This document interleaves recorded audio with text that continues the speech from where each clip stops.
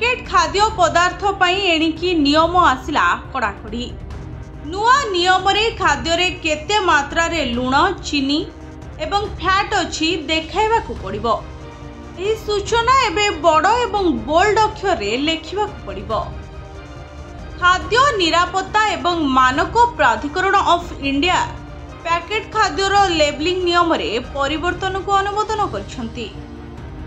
वर्तमान एही संशोधन पई एक ड्राफ्ट विज्ञप्ति जारी करी समस्त हिताधिकारी ठारू परामर्श एवं आपत्ति नियाजिबो।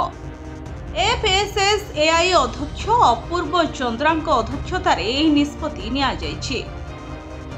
ग्राहकों को उत्पादर पुष्टिकर मूल्य को भल भावरे बुझिबा एवं उत्तम निष्पत्ति नेबाकू सक्षम करबाकू एही संशोधनर लक्ष्य रहिछि बोली नियामक कहिसंते।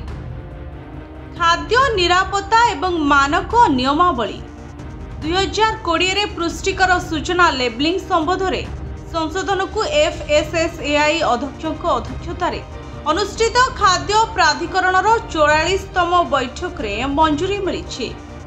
Bureau report Bhanjadoot news.